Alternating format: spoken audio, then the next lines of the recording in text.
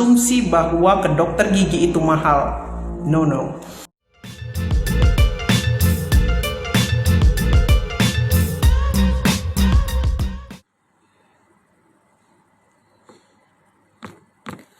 Jadi dari semua yang sudah saya jelaskan tadi kira-kira gampang ya, gampang banget. Cuma dengan sikat gigi, murah meriah sikat gigi, terus itu dengan menggunakan dental floss atau benang gigi, kemudian bisa ke dokter gigi 6 bulan sekali. Jadi coba kita sama-sama menghapus asumsi bahwa ke dokter gigi itu mahal. No, no. Jadi salah, asumsi itu salah. Yang mahal itu apabila sudah terjadi kerusakan-kerusakan. Tapi apabila hanya tindakan preventif atau pencegahan, giginya tidak ada bolong, tetap teratur 6 bulan sekali, itu insya Allah masih sesuai budget. Apalagi di Rumah Sakit Sriwijaya, kita insya Allah sesuai dengan budget, tidak mahal. Yang mahal itu apabila kita menunda-nunda untuk ke dokter gigi. Misalnya hari ini saya sudah ngerasa ngilu-ngilu, saya biarin aja nanti mahal ke dokter gigi gitu kan.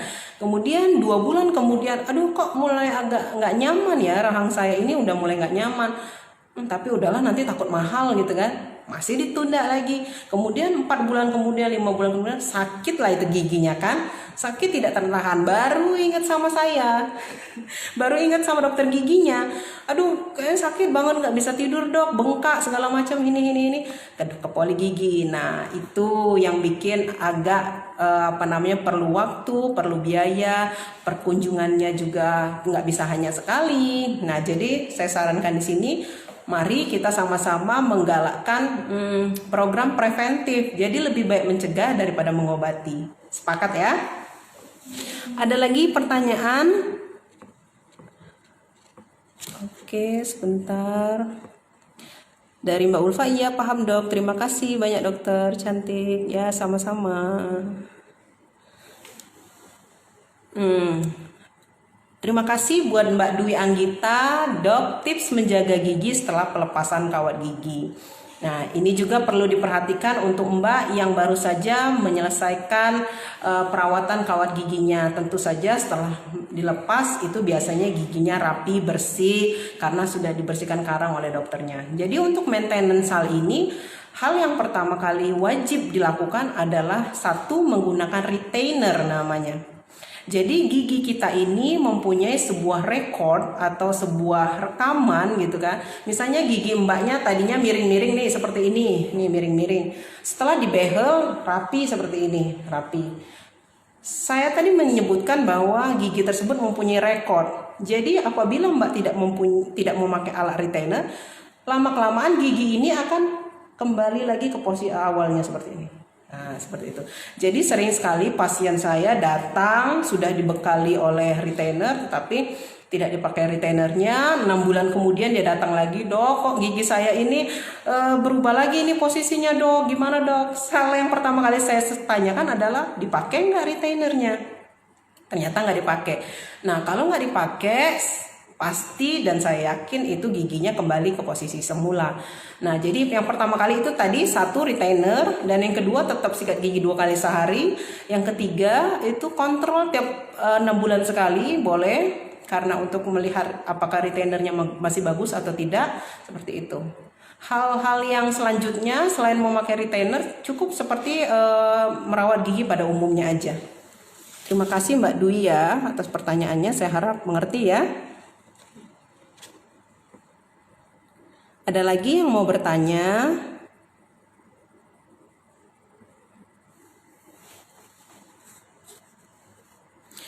Nah, jadi perlu mungkin masih ada yang belum paham tentang bleaching gigi tadi ya. Kalau kita melihat gigi artis-artis, misalnya artis-artis di TV itu putih, bersih, perlu dibedakan tindakan bleaching dan tindakan veneer. Perlu dibedakan. Jadi penampilannya biasanya sama-sama putih, sama-sama bagus giginya.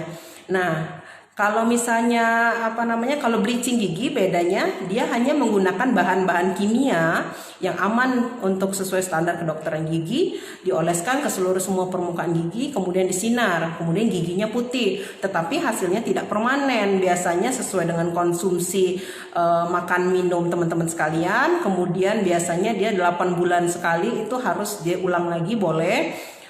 Sama seperti kita memutihkan kulit itu juga nggak permanen. Nah kalau veneer itu sifatnya lebih permanen karena di gigi itu dipasang sejenis kayak misalnya yang pernah lihat kuku palsu ya, itu ditempelkan sejenis lapisan lagi yang disemenkan atau dilem ke gigi, jadi hasilnya nanti agak lebih putih. Biasanya veneer dilakukan untuk mengoreksi kemiringan gigi yang sedikit, yang tidak terlalu banyak. Kemudian juga untuk mengkoreksi warna gigi yang sangat-sangat kuning, biasanya karena penggunaan obat. Jadi kalau untuk kondisi gigi-gigi yang kuningnya hanya karena teh, kopi dan sebagainya, tidak perlu di veneer, tetapi hanya perlu bleaching saja. Seperti itu ya. Kira-kira sudah tahu bedanya antara dua tindakan ini. Jadi jangan sampai salah. Gigi kuningnya cuma sedikit tapi pengen di veneer, nggak boleh, karena kita harus melakukan tindakan sesuai dengan indikasi. Ada pertanyaan lagi dari Ibu Maya Icara. Assalamualaikum dokter, mau bertanya dokter, kalau anak-anak umurnya 6 tahun belum pernah patah dokter, masih gigi susu, bagaimana dokter? Minta sarannya. Terima kasih Mbak Maya. Jadi untuk gigi yang saya sebutkan tadi, yang gigi bawah, pertama kali tanggal itu gigi bawah. Pada anak-anak itu gigi bawah, yang pertama kali tanggal gigi bawah depan. Itu rentang waktunya 6-8 tahun.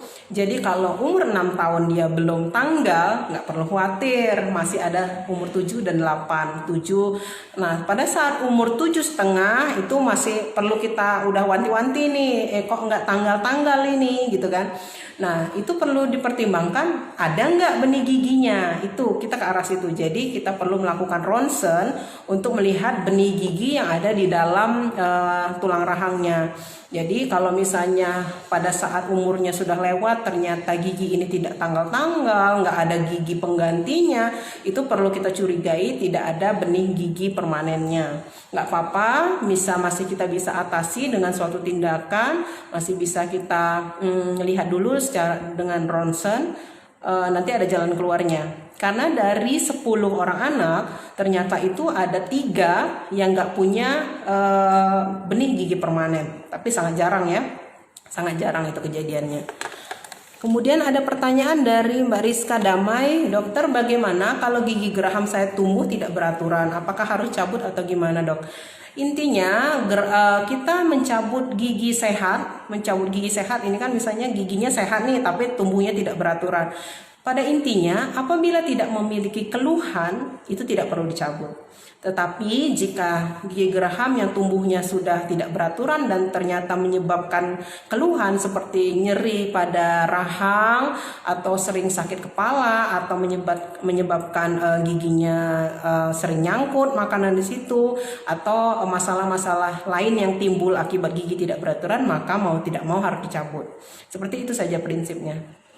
Makasih ya pertanyaannya. Kemudian dari Mbak Eva Syari, assalamualaikum dok, mau tanya kenapa anak saya sering sekali gusinya bengkak, itu akibat karena apa? Hal yang pertama kali menyebabkan gigi bengkak itu yang pertama adalah giginya pasti mengalami lubang.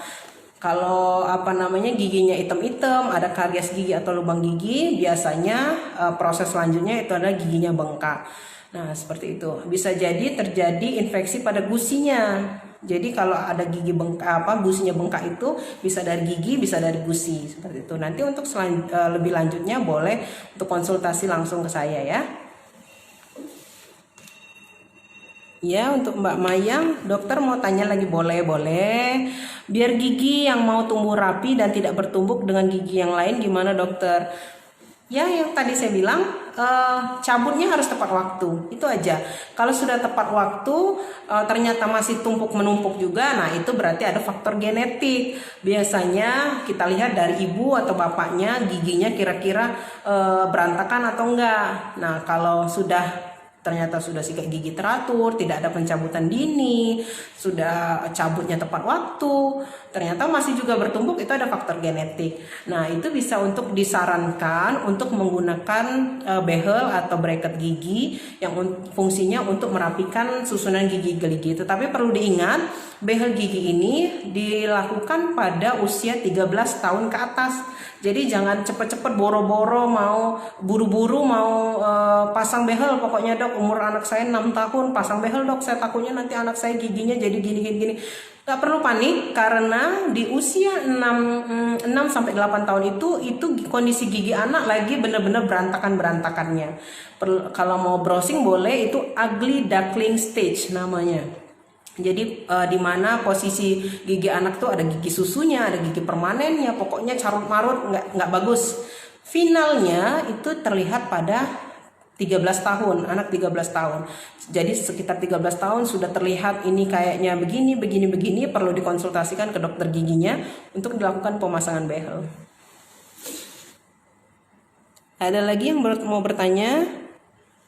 Masih ada waktu sekitar 20 menit lagi.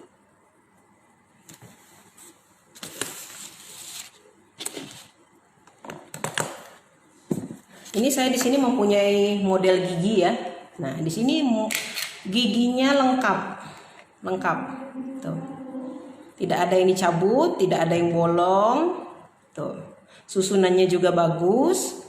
Nah, ini biasanya tulang rahangnya, bentuk pipinya dan bentuk mulutnya ini normal. Nggak kempot, nggak kendor. Nah, ini gigi-gigi yang ideal tuh seperti ini. Jadi gigi yang ideal itu gigi bawah berada di dalam gigi yang atas, nah, seperti ini. Nah ini gigi ideal ya, kelihatannya susunannya gigi bawah berada di dalam gigi atas. Lengkungnya tuh berbentuk U. Ini susunan bentuk lengkung rahang yang normal. Berbentuk U, lengkung ya. Jadi kalau misalnya ada anak atau teman-teman sekalian bentuknya V, nah itu bisa dipertimbangkan untuk konsultasi bersama saya. Mungkin ada kebiasaan-kebiasaan buruk seperti mengenyot jempol, kebiasaan ngedot. Nah itu biasanya menyebabkan lengkung rahang menjadi huruf V seperti ini. Kemudian di sini saya juga mempunyai model gigi kakek-kakek yang giginya sudah hilang semuanya. Tuh. Saat kondisi gigi yang seperti ini dimensi vertikalnya bagus. Jadi biasanya mulutnya nggak gini ya. Biasanya mulutnya normal, mingkemnya normal. Tuh. Ketegangannya normal. Ini kalau dalamnya giginya seperti ini. Tapi saat usia nenek-nenek atau ada yang gigi teman-teman seperti ini, nggak apa-apa, bisa disiasati masih seperti ini. Nah seperti ini biasanya dimensi vertikalnya, tinggi wajah juga jadi berubah. Nah tuh bisa dibedain kan? Yang ini tinggi, yang ini tinggi, yang ini enggak. Ketinggian wajah itu diukur dari di bawah hidung sampai ke dagu. Itu namanya tinggi wajah. Jadi saat kita mempunyai gigi yang seperti ini, tinggi wajah kita normal, nggak kendor. Saat kita punya gigi seperti ini, tentu saja tinggi wajahnya jadi pendek. Nah, makanya sering kalau kita lihat kakek nenek kita, biasanya mulutnya kempot gitu kan, seperti itu. Nah, jadi hal-hal yang seperti itu yang harus kita hindari.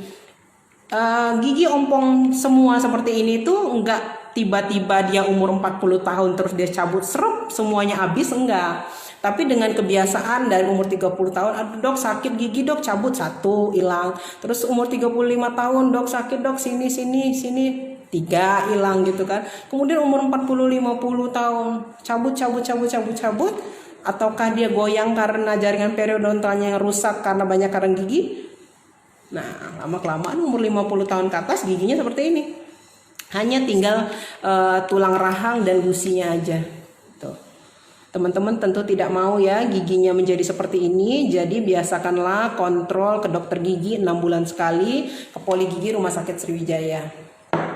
Tapi apabila teman-teman mempunyai ibu atau teman-teman sekalian yang ternyata giginya sudah seperti ini, nggak apa-apa, jangan minder, masih bisa ada solusinya.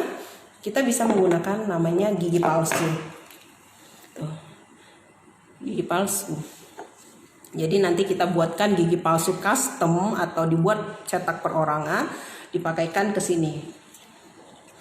Tujuannya apa sih menggunakan gigi palsu? Walaupun hilangnya cuma 1 gigi di sini, tetapi kita wajib menggantikannya dengan gigi palsu. Karena pada hakikatnya gigi yang hilang, misalnya hilangnya ada di sini.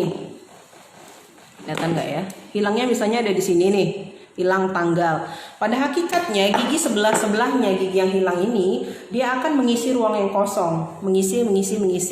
Nah, lama-kelamaan nanti gigi yang di depannya akan jarang seperti itu. Jadi efek untuk gigi yang dicabut secara dini dan tidak diganti itu akan menyebabkan migrasi dari gigi-gigi sebelahnya, perpindahan dari gigi-gigi sebelahnya. Nah, untuk gigi yang ompong tadi bisa dilakukan gigi palsu, tentu saja bisa dilakukan di Poli Gigi Rumah Sakit Sriwijaya. Untuk yang bawahnya juga seperti itu, sudah kita buatkan gigi palsu seperti ini yang lepasan, yang tentu saja nyaman dipakai. Tuh. Tinggal dipasangkan ke rahangnya. Dengan tujuan apa? Mengembalikan dan dimensi vertikal atau ketinggian mulut kita seperti normal tadi, seperti yang ini. Seperti yang ini, mengembalikan dimensi vertikal. Setelah dilakukan pemasangan gigi palsu, tuh kembali lagi seperti semula. Biasanya untuk nenek-nenek kita, kakek-kakek kita yang sudah giginya sudah habis dipasangkan gigi palsu seperti ini, senangnya bukan main, pasti dia senyum terus. Karena dia pertama dia lebih mudah untuk mengunyah, lebih mudah untuk makan. Kalau kita mudah mengunyah, mudah untuk makan, insya Allah tenaga kita menjadi fit, sehat, insya Allah panjang umur. Nah, kemudian juga dia jadi lebih percaya diri, mulutnya tidak kempot jadinya ya. Gimana kalau untuk soal gigi palsu, sudah paham ya? Ada yang mau ditanyakan soal gigi palsu, boleh? Oh iya, proses pembuatan gigi palsu ini nggak bisa sekali jadi ya. Jadi kalau misalnya teman-teman datang ke Poli Gigi Rumah Sakit Sriwijaya, nggak bisa langsung hari itu langsung jadi. Jadi kita perlu melakukan pencetakan, penyusunan gigi-geliginya sesuai dengan lengkung giginya, baru nanti kita lakukan insersi atau pemasangan hingga seperti ini.